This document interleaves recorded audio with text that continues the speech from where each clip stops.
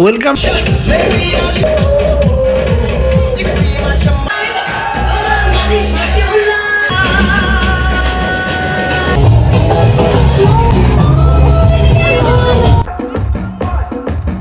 করে গান শুনছে আর কি ওই দেখুন রাত নাড়াচ্ছে আর নাচছে।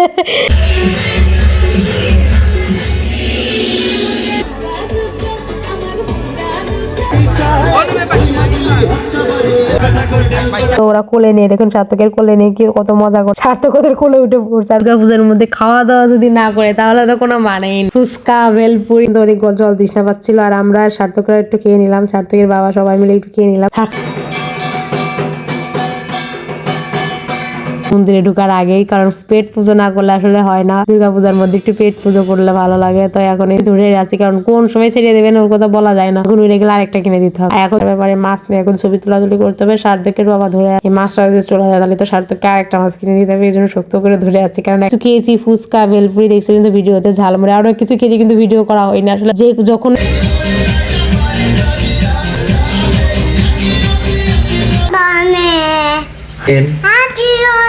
কিনছে একদম প্রথমে ঢুকার সময়, মানে পূজা মন্দিরে ঢুকার আগে কিনেই তো বিপদে পড়তো। সুন্দর একটা ভিউ লাগছিল, অনেক সুন্দর লাগছিল। চায়ের সাইডে একটু মানে লাইটিং হচ্ছিল আর মাঝখানে মজা হচ্ছিল এত সুন্দর করে। আর এই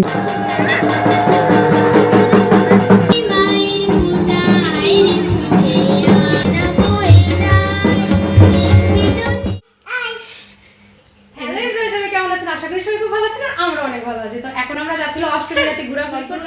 অস্ট্রেলিয়াতে তো অনেক স্পেশাল সবার কাছে। তো আমরা প্রতিবারই সুন্দর সুন্দর করে ভিডিও আপনাদের সাথে শেয়ার করি আর প্রতি বছর অপেক্ষা করি এই দিনটার জন্য, এই দুর্গা পূজার জন্য।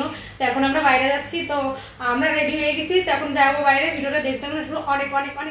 এখনই চলে আসছিল একদম বাসার সামনের পূজা মন্দিরে। এটা হলো কাস্টকর, আমাদের বাসা থেকে কিন্তু জানালা দিয়ে দেখা যায়। তোকে ঢুকে পড়ছি হেঁটে হেঁটে, যেহেতু দেখা যায় এজন্য হাঁটা হেঁটে যে এগুলো দেখা যায় এগুলো আগে দেখে নিচ্ছি, তারপরে দূরে দূরে দেখবো। আর এই যে আমি আর সার্থক ঢুকে পড়ছে সন্ধ্যাবেলা, সবাই কিন্তু পূজা দেখতে চলে আসছে, ঠাকুর দেখতে। আর যে আমি আর সার্থক এখন সামনে এগিয়ে যাচ্ছে। আর সার্থক দেখুন কত ও পূজা আসলে এত খুশি হয়, লাইটিং গান এগুলো দেখে অনেক অনেক বেশি পরিমাণে খুশি হয়। এখন এসে প্রণাম করে নিচ্ছে আর এখানে সবাই বসে বসে পূজা দেখছিল, ঠাকুর দেখছিল। আমাদের মনে এত ভালো লাগে যে লাইটিং গান এগুলা শুনলেই না এটা অন্যরকম একটা ভালো লাগা কাজ করে ভিতরে। আর সার্থক দেখুন হাতে ঘড়ি পড়ছে, ঘড়িটা বারে বার হাতে মানে দেখবে ঘড়ি হাতে দিয়ে মনে মনে ওই ঘড়িটা ছাড়া আর কোনো দিকে নজর নাই, এইটার দিকেই শুধু নজর। আর এখানে বসে একটু ছবি টবি তুলবো। আর যে আমরা তিনজন মিলে একটু ছবি তুললাম, ভিডিও করলাম। আর সার্থক দেখুন কি করে, ভিডিও করলে ছবি তুললে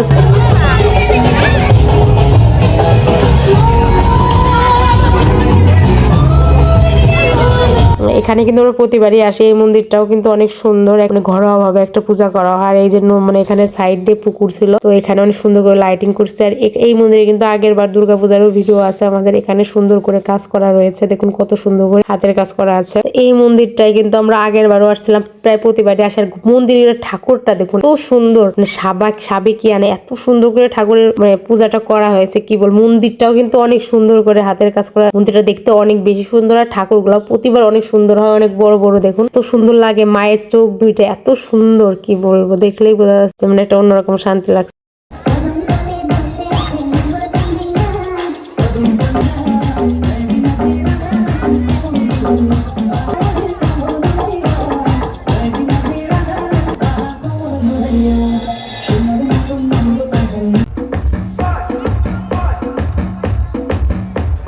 তো আমার সার্থকের ভাব দেখুন, গানের তালে তালে নাচা শুরু করে দিয়েছে, মানে নাচ কন্ট্রোল করতে পারছে না, মানে কি করবে না করবে বুঝতে পারছে না। চুপ করে গান শুনছে আর কি ওই দেখুন রাত নাড়াচ্ছে আর নাচছে।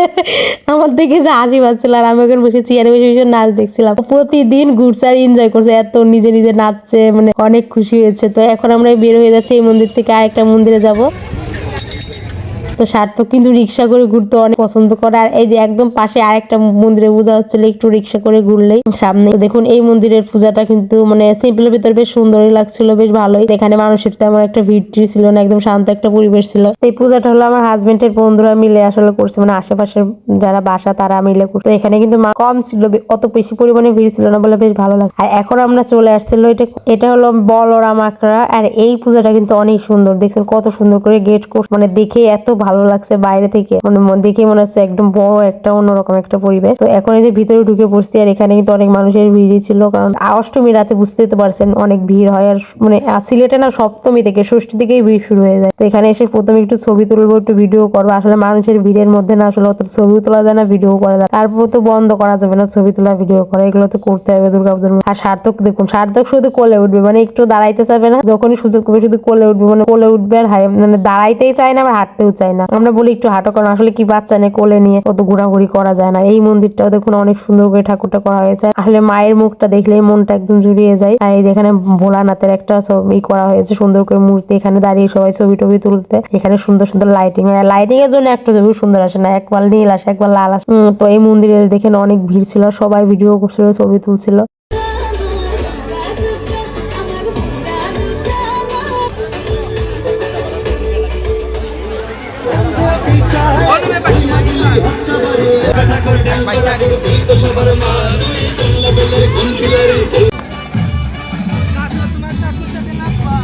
দুর্গা পূজা মানে না একটা বাঙালির কাছে একটা অন্যরকম একটা ভালো লাগা কাজ। অনেক 12 মাসে বাঙালির 13 পার্বণ, তারপরে দুর্গা পূজার মধ্যে আমরা অনেক মজা করি। আর এখানে যে সার্থক এখানে আইসক্রিম খাচ্ছিল, বিস্কিট আইসক্রিম, ও বাইরে আসলে শুধু মানে এটা খাবে ওটা খাবে।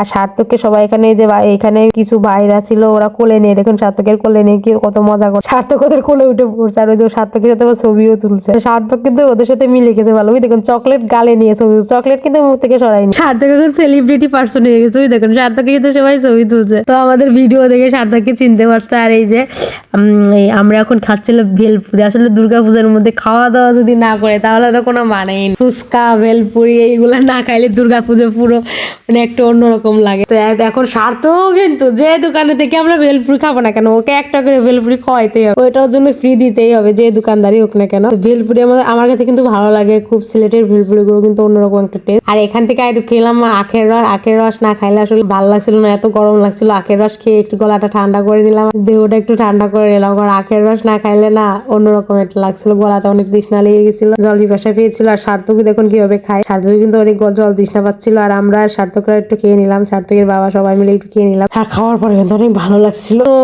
আমরা কিন্তু এখন বাইরে গেলে যে কোক বলুন, তারপরে 7 আপ বলুন, মিরিন্ডা বলুন, এগুলো খুবই কম খাই, এগুলো শরীরের জন্য এত ক্ষতিকর, সবাই তো জানেন কম বেশি। আখের রসটা খাইলে কিন্তু অনেক ভালো, সবাই জানেন শরীরের জন্য আখের রস অনেক বেশি ভালো।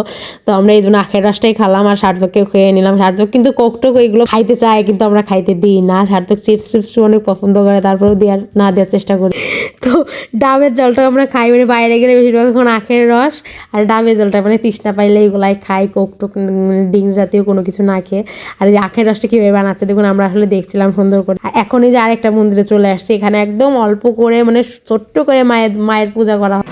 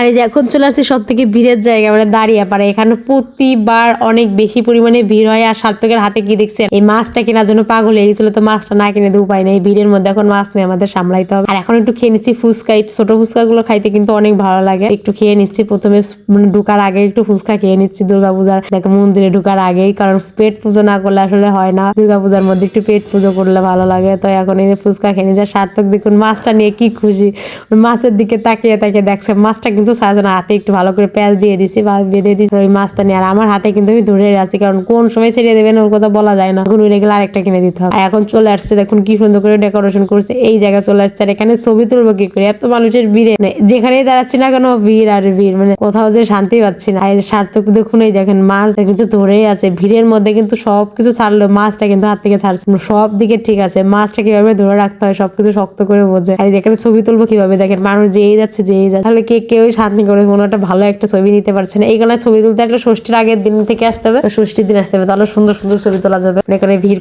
ষষ্ঠীর দিন তো এত ভিড় আসলে থাকে না, অষ্টমীর দিন তো একটু বেশি ভিড় হয়। তো এখানে দুর্গাপূজা কিন্তু অনেক সুন্দর হয়, কারণ এই জায়গায় অতিরিক্ত ভিড় হয়।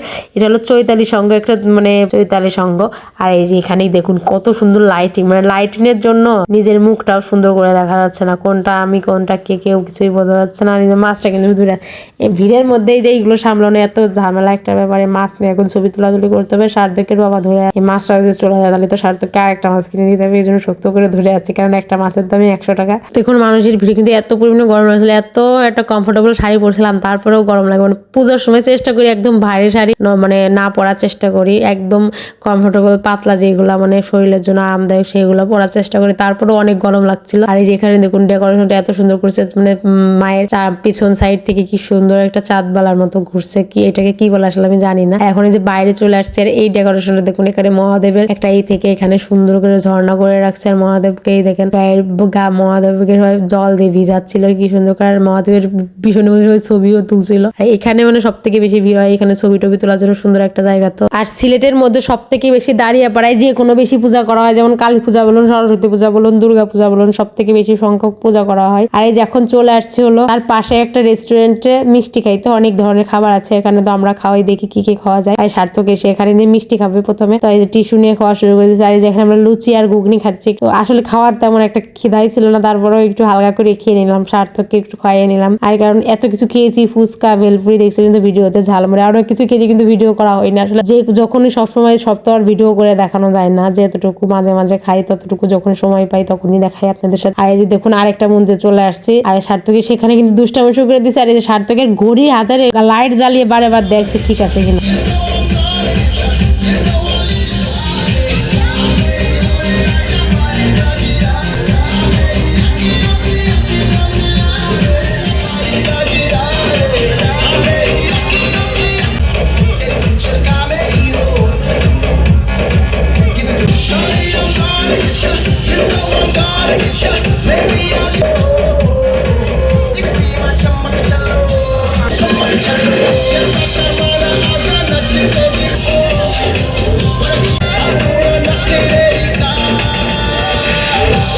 আর ঘড়িটা এখন খুঁজেও পাচ্ছি না, কোনো জন্য একটা আছে, এখন আর খুঁজে পাচ্ছি না অনেকদিন ধরে। যে এখন লাইটিং দেখছে সার্থক, আর আমরাও দেখছি লাইটিং দেখতে, কিন্তু আমারও খুব বেশি ভালো লাগে, হয় তখন আমার একটা অন্যরকম ভালো লাগে।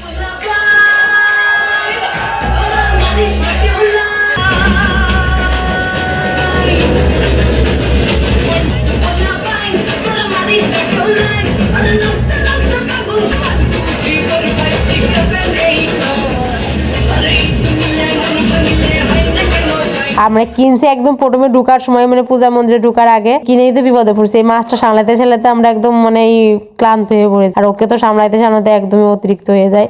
আর এই কর্নারে দাঁড়িয়ে আছে, কারণ ওকে নিয়ে ভিতরে যাওয়ার মতোই নাই, কারণ মানুষের অনেক ভিড় ছিল, ওখানে যাবো কিভাবে। আর সার্থকের বাবা হার নাচছিল, দেখুন সার্থকও নাচের বাবাও না, দুই বাপ বিটাই নিয়েছে একদম ফাটিয়েছে। আর আমি এখানে দাঁড়িয়ে দাঁড়িয়ে মাছকে ধরে আছি, কি করবো, আমার তার কিছু করার নেই, আমি ঠাকুর দেখবো না মজা করো। মাছটা সামলাতে সামলাইতে আমার এই আজকের দিনটা আমার পুরো একদম শেষ হয়ে গেছে। তো এখানে সার্থকের নাচ দেখুন, কোমর দুলিয়ে দুলিয়ে নাচানাচি করছে, আর আশেপাশে যত বাচ্চা দেখ।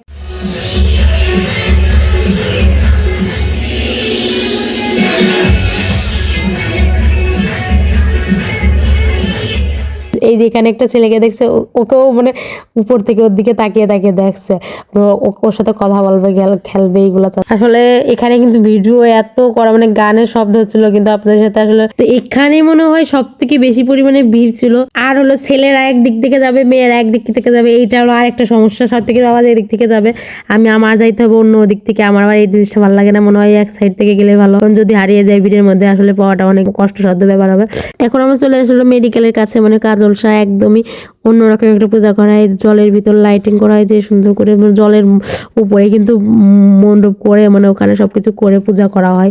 তো এখানে দেখুন এখান থেকে এত সুন্দর একটা ভিউ লাগছিল, অনেক সুন্দর লাগছিল, চার সাইডে একটু মানে লাইটিং হচ্ছিল আর মাঝখানে পূজা হচ্ছিল এত সুন্দর করে। আর এই যে আমরা এখানে দাঁড়িয়ে অনেক ছবি তুললাম, ভিডিও করলাম। আসলে কি ছবি তুলতে ভিডিও করতে দুর্গাপূজার মধ্যে বেশি অন্যরকম একটু বেশি ভালো লাগে। ভিডিওতে মনে হচ্ছে দুইটা স্টেজ করা, কিন্তু আসলে দুইটা না, কিন্তু জলের মধ্যে প্রতিফলন হয়েছে এতে মনে হচ্ছে দুইটা, কিন্তু আসলে আমি আর সাথে কোনো হাঁটতে সার্থক তো হাঁটতেই চাই না, তারপরে যত সুন্দর হাঁটাইতে পারি মানে চেষ্টা করি হাঁটানোর, তারপরে হাঁটবে না শুধু কোলে উঠবে, কিন্তু চেষ্টা করি হাঁটানোর, কারণ কোলে নিয়ে যদি হাঁটায় এত কষ্ট হয় অনেক, তারপরেও কোলে নিয়ে লাগে কারণ ছোট মানুষ তো হাঁটতেও চায় না। তারপর আমি কোলে নিই, একটু ওর বাবা কোলে নেই, এগুলা করতে করতে আমাদের পূজা দেখতে হয়। আর এই যে ভিতরে চলে আসছি, ভিতরে এসেই দেখুন সার্থক কি করে, আর আমারও কিন্তু বেশ ভালো লাগে এখানে আসতে।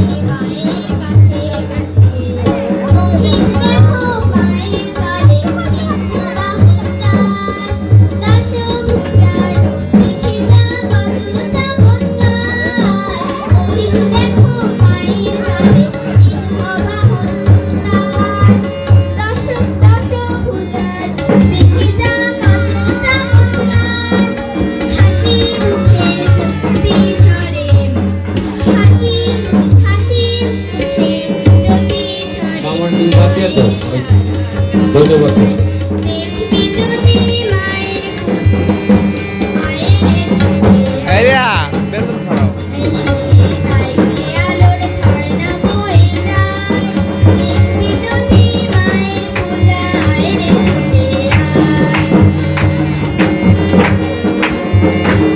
তো অনেক ঘোরাঘুরি তো করলাম, এখন আমরা বাসায় চলে যাবো। তো দেখা হচ্ছে নেক্সট ভিডিওতে, সবাই ভালো থাকবেন, টাটা বাই বাই।